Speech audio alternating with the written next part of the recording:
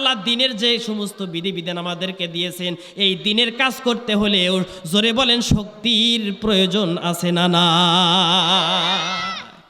এই শরীরে যদি শক্তি না থাকে, আমি যদি মসজিদ পর্যন্ত হেঁটে যাওয়ার শক্তি না থাকে, তাহলে কি নামাজ পড়তে পারবো নাকি? আমার যদি শরীরের দাঁড়ানোর ক্ষমতা না থাকে, রুকুতে যায় আর উঠতে পারি না, ধরে তোলা লাগে, ধরে বসার লাগে, তাহলে তো নামাজ কালাম কোনো ইবাদতই করতে পারবো না। কথা বলেন ঠিক না বা ঠিক? এই জন্য দুনিয়ার কাজ করতে যেমন শক্তি লাগে, দ্বীনের কাজ করতেও কি লাগে? শক্তি। এই জন্য মুসলমান, আল্লাহ তাআলা বলেন শাবাবাকা কবলা হারামিক, তুমি তোমার বার্ধক্য আসার আগেই তুমি তোমার যৌবনটাকে কাজে লাগাও। জোরে বলেন, কাকে কাজে লাগাইতে বলেছে? যৌবনটাকে কাজে লাগাইতে বলছে। এ যুবক ভাই, শুধু বছরে বছরে একটা করে মাহফিল করলে হবে না, আর সবে বরাত আর সবে কদর আর রমজান মাসের ইফতারির টাইমে মসজিদে গেলে হাজিরা দিলে হবে না। কথা বলেন ঠিক কিনা? মুসলমান ভাইরা আমার, এই প্রত্যেক দিন দৈনিক 5 ওয়াক্ত যে মসজিদের মিনার থেকে মুয়াজ্জিন আল্লাহু আকবার আল্লাহু আকবার বলে আমাকে তোমাকে আল্লাহর পক্ষ থেকে ডাক দিচ্ছে, মুয়াজ্জিনের ডাকে সাড়া দেওয়া প্রত্যেকটা মুসলমানের জন্য ফরজে আইন।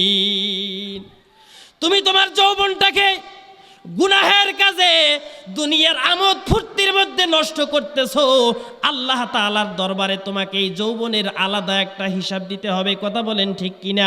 কারণ আল্লাহর পয়গম্বর আরেকটা হাদিসের মধ্যে বলছেন, লা তাজুলু কদামু ইবনি আদম হাত্তা ইউসআলা আন খামসিন আন শাবাবিহি ফিমা আবলাহু। ও মুসলমান, পয়গম্বর হাদিস শরীফের মধ্যে বলেছেন, কঠিন কিয়ামতের দিন হাসরের ময়দানে 5টা প্রশ্নের জবাব দেওয়া ছাড়া কোনো বনি আদম এক কদম সামনে অগ্রসর হতে পারবে না। তার মধ্যে একটা প্রশ্ন করা হবে, আল্লাহ তাআলা যুবকদেরকে প্রশ্ন করবেন, আল্লাহ তাআলা প্রতিটি বনি আদমকে প্রশ্ন করবেন, আন শাবাবিহি ফিমা আফনাহু। এই আমার বান্দা, আমি যে তোমাকে 60, 70, 80, 90 শত বছরের হায়াত দিয়া দুনিয়ায় পাঠিয়েছিলাম, এর মধ্যে তোমাকে গুরুত্বপূর্ণ একটা চ্যাপ্টার হায়াত দিয়েছিলাম, এইটা হলো যৌবনকাল। তুমি বলো তোমার এই যৌবনটাকে কোন কাজে ব্যয় করেছো? মুসলমান ভাইরা আমার, এই জন্য যৌবনটাকে, যৌবনের শক্তিকে গুনাহের কাজের মধ্যে কাটানো যাবে না। পয়গম্বর আরেকটা হাদিসের মধ্যে বলেন, কিয়ামতের দিন হাসরের ময়দানে আল্লাহ তাআলা 7 শ্রেণীর মানুষকে তার আরশের ছায়া দিয়া ধন্য করবেন। বলেন না সুবহানাল্লাহ? 7 শ্রেণীর ভিতরে এক শ্রেণীর মানুষ হলো, পয়গম্বর বলেন, ওয়া শাবুন নাশা ফি ইবাদাতিল্লাহ। আল্লাহ তাআলা 7 শ্রেণীর মানুষকে কঠিন কিয়ামতের দিন হাসরের ময়দানে তার ছায়া দিয়া ধন্য করবেন। তার মধ্যে এক শ্রেণীর ওই সমস্ত যুবক, আল্লাহর পয়গম্বর বলেন, ওয়া শাবুন নাশা ফি ইবাদাতিল্লাহ, ওই সমস্ত যুবকদেরকে আল্লাহ তাআলা কিয়ামতের দিন হাসরের ময়দানে আরশের ছায়া দিয়া ধন্য করবেন, যারা তাদের যৌবনটাকে আল্লাহর ইবাদতের মধ্যে কাটায়া দিছে। বলেন সুবহানাল্লাহ। এ মুসলমান ভাইরা আমার, আমরা আমাদের যৌবনটাকে কোন কাজে ব্যয় করতেছি? আল্লাহ তাআলা যদি আমাদেরকে ধরে, আমরা কিন্তু আল্লাহ তাআলার দরবারে জবাবদিহি করতে পারবো না, জবাব দিতে পারবো না। কথা বলেন ঠিক কিনা? ও মুসলমান, এই জন্য আজকে যৌবনের তাড়নায় আমরা গুনাহের কাজের মধ্যে জড়িয়ে পড়ি। ও মুসলমান, যৌবনের ইবাদতের দাম আল্লাহর কাছে বুড়া মানুষের ইবাদতের চাইতে অনেক গুণ বেশি। এ মুসলমান ভাইরা আমার, আমার আপনার হায়াতকে কিভাবে নষ্ট করতেছি? কোন সময় মৃত্যু এসে যাবে? দুনিয়াতে আসার সিরিয়াল আছে, যাওয়ার কিন্তু কোনো সিরিয়াল নাই। কথা বলেন ঠিক কিনা?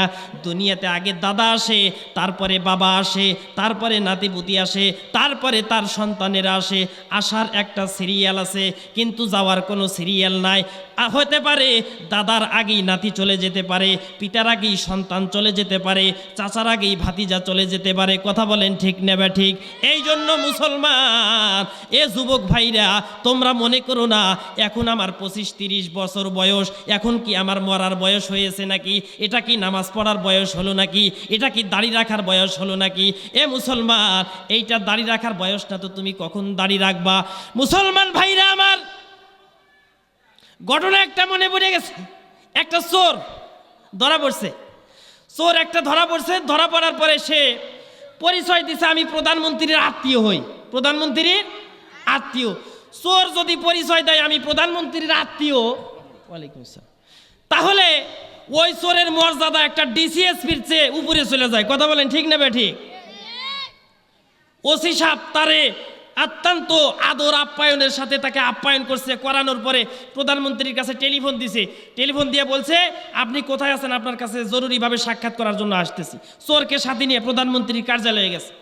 যাওয়ার পরে প্রধানমন্ত্রীর সামনে চোরকে হাজির করার পরে বলছে যে মাননীয় প্রধানমন্ত্রী দেখেন তো এই লোকটাকে আপনি চেনেন কিনা। প্রধানমন্ত্রী ভালোভাবে মাথার চান্দির থেকে নিয়ে পায়ের তালু পর্যন্ত ভালোভাবে খেয়াল করে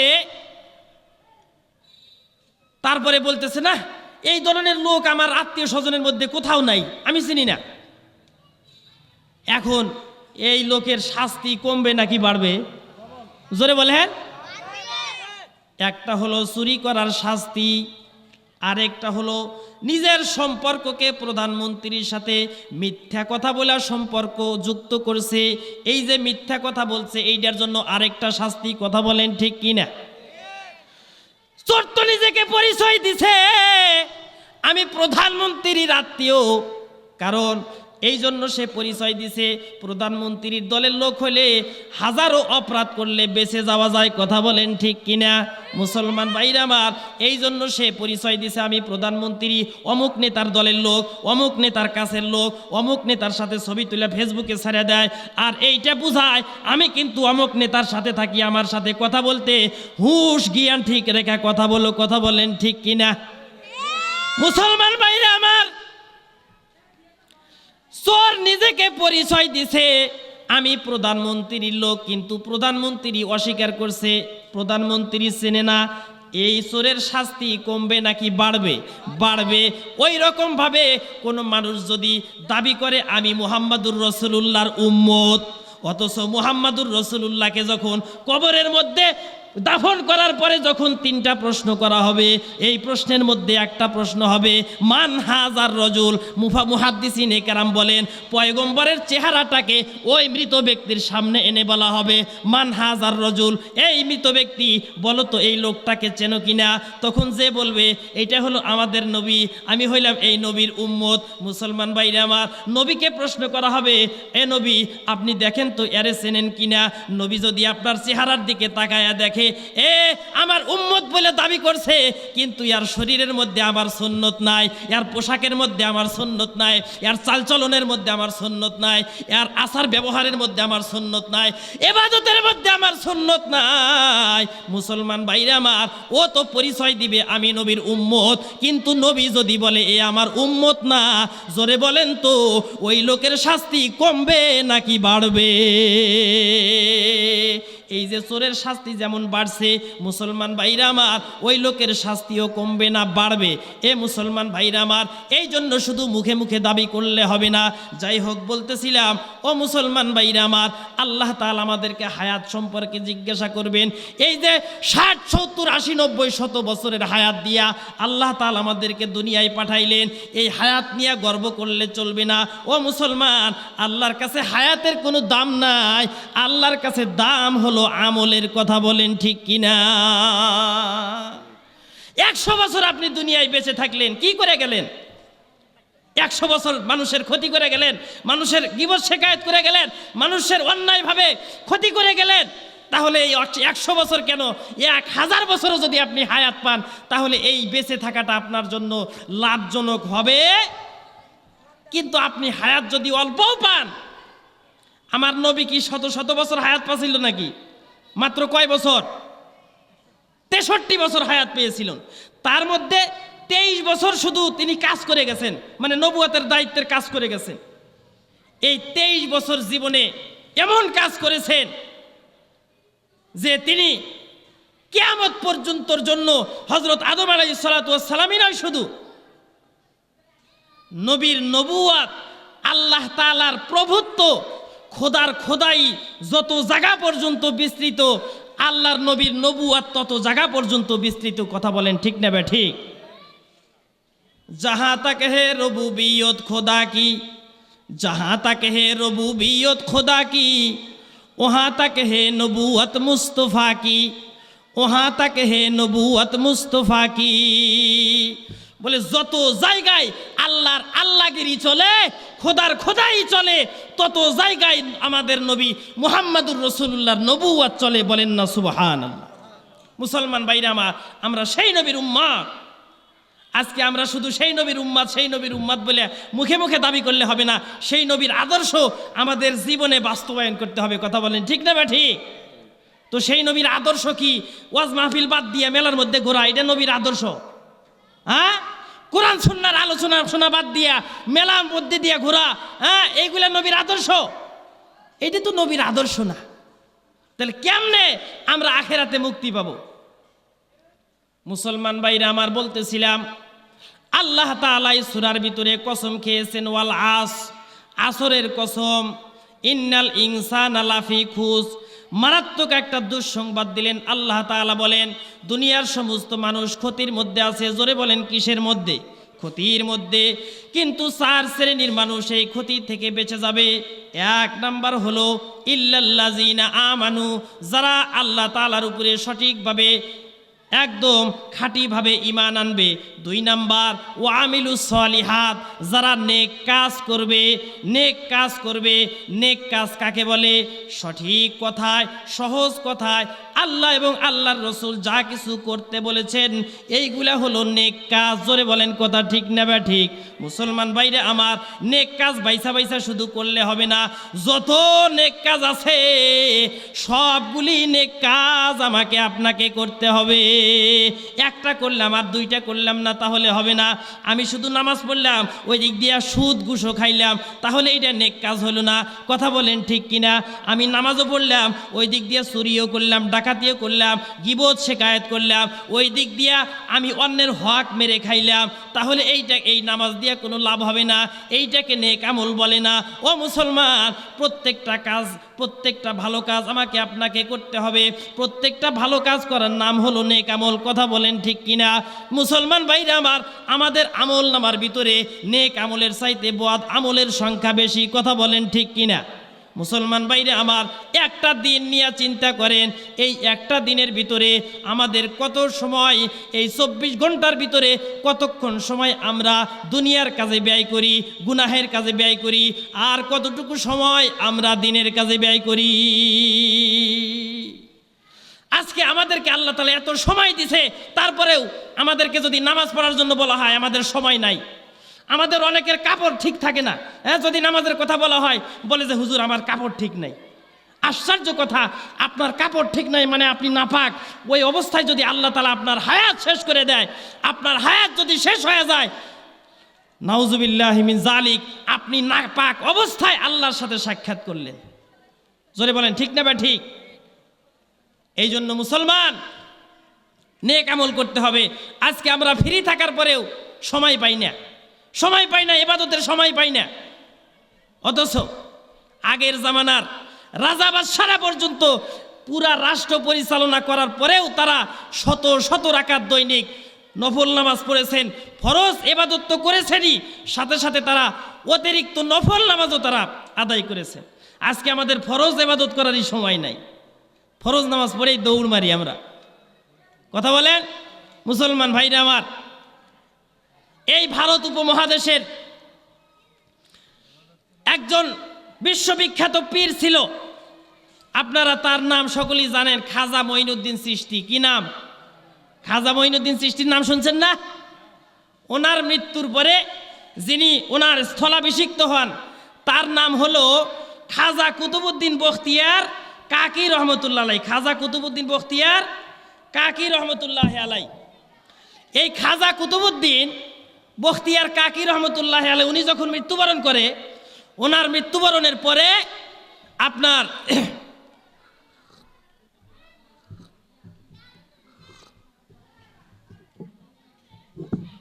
উনি যখন মারা যায়,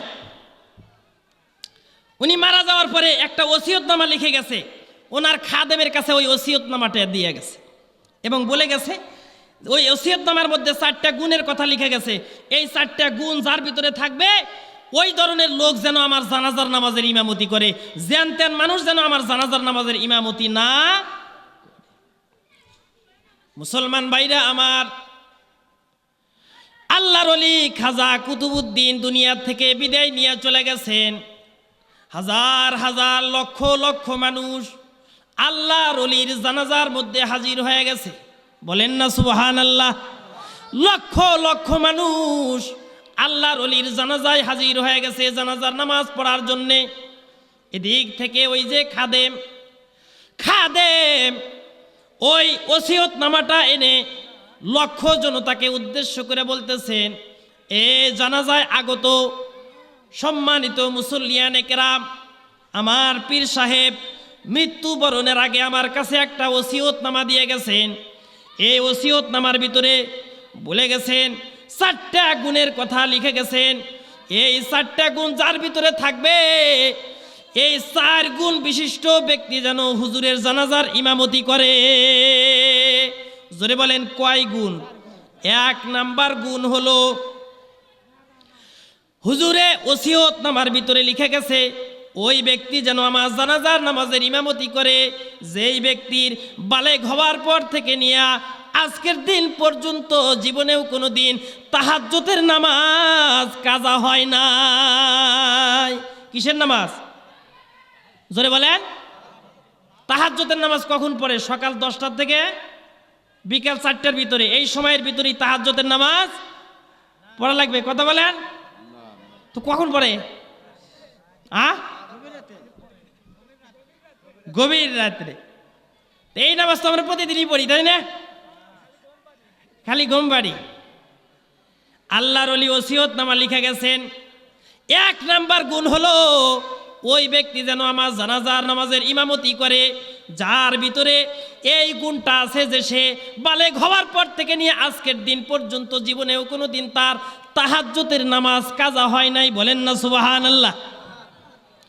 2 নাম্বার গুণ হলো ওই ব্যক্তি যেন আমার জানাজার নামাজের ইমামতি করে যেই ব্যক্তির বালেগ হওয়ার পর থেকে নিয়ে আজকের দিন পর্যন্ত জীবনেও কোনো দিন আসরের আগে 4 রাকাত সুন্নাত নামাজ আছে। আপনারা জানেন কি আছে? আসরের আগে 4 রাকাত সুন্নাত। আসরের ফরজই পড়ি না, তার সুন্নাত। এক চাচাকে বলা হয়েছে, চাচা আপনি কি ওয়ালা দল্লিন গ্রুপের লোক নাকি ওয়ালা জল্লিন গ্রুপের লোক? চাচা কয়, দূর বাবু, নামাজই পড়ি না, তার দল্লিন আর জল্লিন। তো আসরের আগে 4 রাকাত কি আছে? ফরজের আগে সুন্নাত আছে। তবে এই 4 রাকাত সুন্নাত পড়লে সওয়াব আছে, না পড়লে কোনো গুনাহ নাই। আল্লাহর ওলি ওসিয়তনামা লিখে গেছে, এই খাদেম জানাজার আগে ঘোষণা দিবা ওই ব্যক্তি যেন আমার জানাজার নামাজের ইমামতি করে যেই ব্যক্তির সাবালক হওয়ার পর থেকে নিয়ে আজকের দিন পর্যন্ত জীবনেও তার আসরের আগের 4 রাকাত সুন্নাত নামাজ পর্যন্ত কাজা হয় না। এমন মানুষ আমাদের নয়াপাড়াতে হাজার হাজার আছে। কথা বলেন ঠিক না ব্যাঠিক? যাদের আসরের আগের 4 রাকাত সুন্নত নামাজও কাজা হয় নাই। 3 নাম্বার গুণ হলো আল্লাহর ওলি ওসিয়তনামার ভিতরে লিখে গেছে, মুসলমান ভাইরারে আমার, ওই ব্যক্তি যেন আমার জানাজার নামাজের ইমামতি করে যেই ব্যক্তি বালেগ হওয়ার পর থেকে নিয়ে আজকের দিন পর্যন্ত জীবনেও কোনো দিন কোনো পর মহিলার দিকে কুদৃষ্টিতে তাকায় নাই, নজরের হেফাজত করেছে।